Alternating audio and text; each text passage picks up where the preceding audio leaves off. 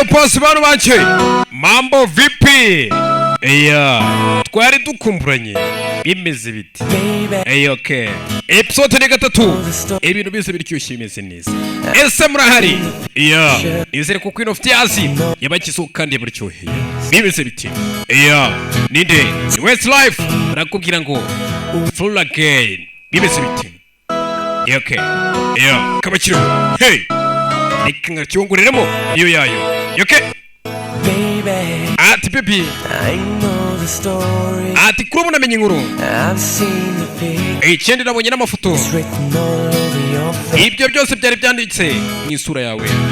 Tell me. Ati mbwira.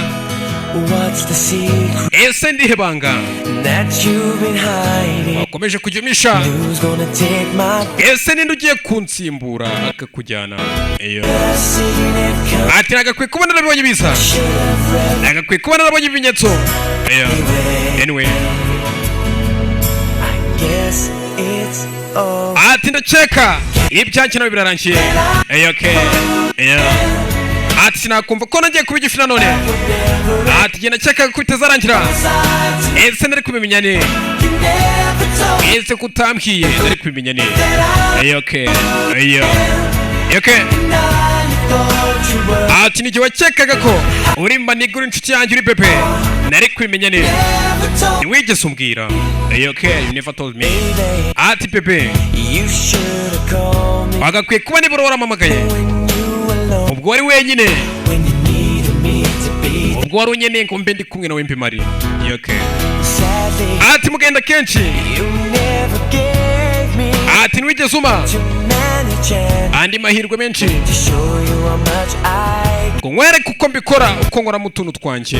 Okay. Bimeze biti. Agakwiye kuba narabibonye biza. Agakwiye kuba narasomye ibimenyetso.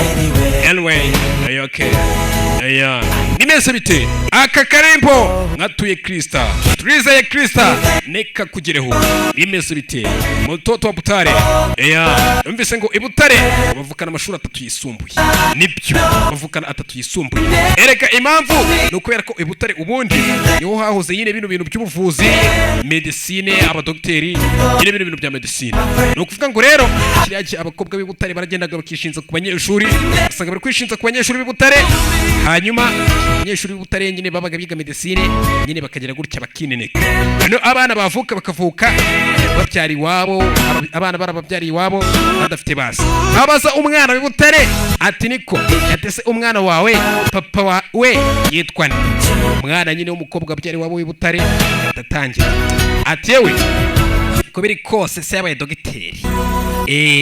Kandi na mwana wa dogiteri uvukana amashuri ya 0 avukana 3 yisumbuye.